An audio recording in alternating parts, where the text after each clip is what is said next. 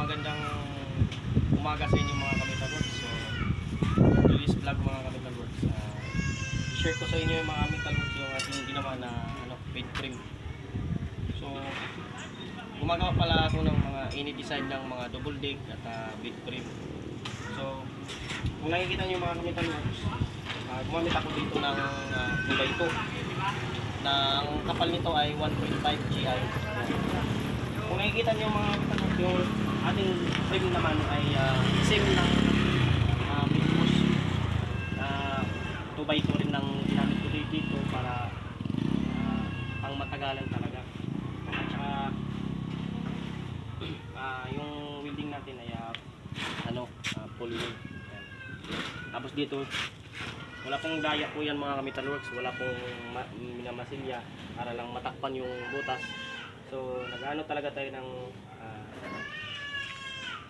quality para hindi naman talaga totally, wala namang 100% talaga na trabaho na pero yan po ay full weld welding po yan siya mga Kamital. At dalawang tornilyo po yan mga Kamital Works. Ayan. Tapos gumamit ako dito ng yung flat bar na makapal. Yan, kabilaan po yan mga Kamital Works. Yan. Kabilaan po yan mga tornilyo. Taas baba po yan mga Kamital. So ang size naman nito mga Kamital, ang size naman nito ay double. Tapos yung ginawa ko pambalagbag niya ay 1x1. Tapos nilagyan ko ng gita.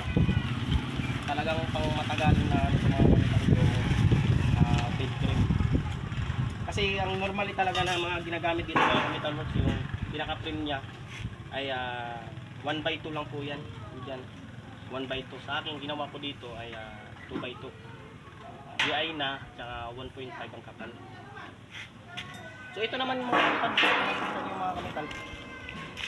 Ganon din ang ginawa ko dito, 2x2 din siya mga Kamital Works. Tapos yung frame din niya, sim lang din na 2x2. Pareho lang yan siya na 1.5 ang kapal. Yan. Ito po ay size queen. At naglagay ako ng toko dito kasi yung gitna, sabi kasi ng customer ko na yung natatanggal yung gitna para yung pagbuhat-buhat nila kasi hindi sila mahirapan. Ayan. Nilagyan ko siya ng dito. Tapos mayroon din siyang runner doon sa gitna na 2x2 dito. Ayan. Ito po ay size queen na bed frame. So, gumagawa ko mga Kamital Works ng ini-design ng mga bed frame nyo. Kung ano yung gusto nyong design, pwede naman kayong pili kung anong gusto nyong design. Sa mga nais palang magkano dyan, mga pagawa sa akin, PM nyo lang ako sa Rom Calda. Yan. Rom Calda po yung aking personal account. Ganun din itong mga Kamital Works, yung ano yung ginawa ko doon na tornilyo, ganun din yan dito mga Kamital. Pwede naman lapit. Ay, pwede mo lang ganun. Tapos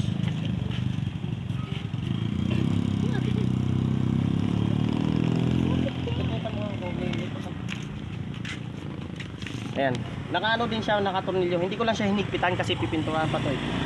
Ayan, nakatornilyo, taas baba po rin yan mga Kamital Works. Ayan o. Ayan. Tapos yun, ito po, tinan mo. Wala pong daya yung pinag-wieldingan. Okay?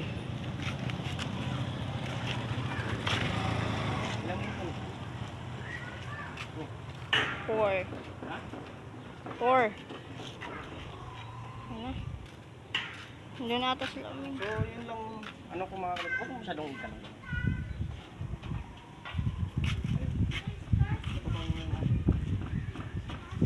So next kong gagawin dito mga Kamital Works ay king size naman na bed frame naman siya.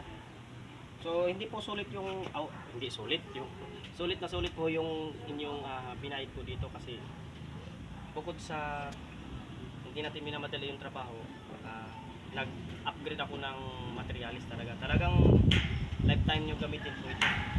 Ang matagalan talaga itong mga Kamital Works. Yung kung nakikita naman yung mga Kamital Works, 2x2 po yan talaga. DI at full wheel building po. Wala pong daya po yung ating paghihinang para naman satisfied yung customer. para sulit na sulit talaga. Okay? So, kung nagustuhan nyo yung ating pag-vlog ngayon, so please subscribe to my channel na Nick Welding Shop. Okay?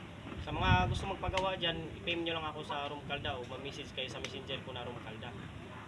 So, ulitin ko po, please like and share and subscribe sa aking YouTube channel. Okay? Maraming salamat mga Kamital Works. Bye-bye.